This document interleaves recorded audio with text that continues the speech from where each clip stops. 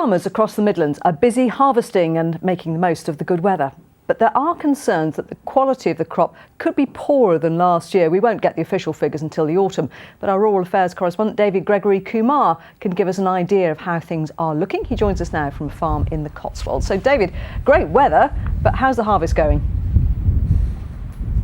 Well, that's the big question, Mary. Behind me, they're harvesting peas. Here's some that Imran can zoom in on. These are quite hard. They're for mushy peas, believe it or not. And the pea crop is growing quite well. But what about wheat, barley, oilseed rape and the rest of the Midlands? We took to social media to find out. Just keep pushing, just keep pushing. For Ali Hunter Blair, who tweets us at Y Farm and who farms near Ross-on-Wye, the wet June and a lack of sunshine earlier in this year means so far it's all been a bit disappointing, especially compared to harvest last year. But with an on-the-go hot meal inside him, it's time for a bit of combine cab karaoke to get the job done.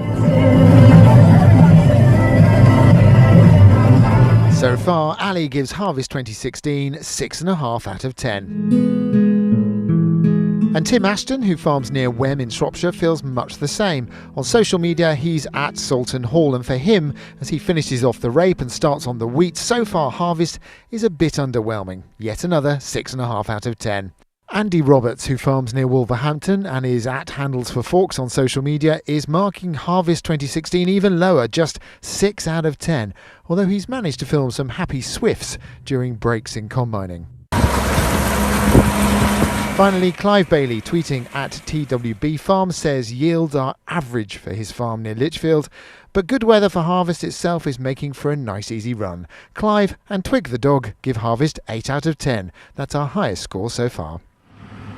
Well, we're going to have to shout a bit because the combine's turned up behind us, and also here is Jake, who's the farmer here on Overbury Farm. Jake, so the peas have done well. I mean, what kind of score would you give your harvest this year?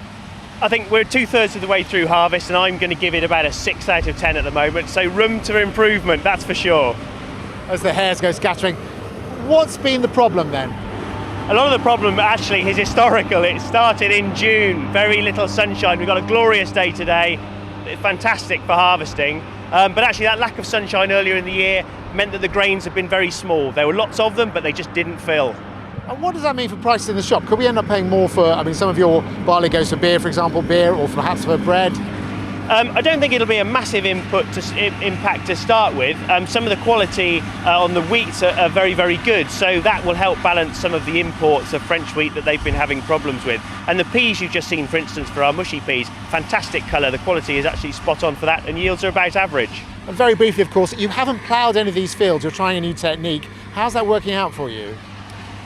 Really, really well. Better for the environment, better for the economics of actually growing these crops, better for soil structure, and our crops are comparable in yield with our neighbours who are doing it conventionally. So early days, but looking very, very positive. Jake, thank you very much. I'm sorry if the combine was a bit noisy. It is an amazing piece of kit go. So far we're at the halfway point in harvest. Farmers would like it to be a little bit better maybe, but we'll see what happens. Back to you, Mary. David, thanks very much indeed.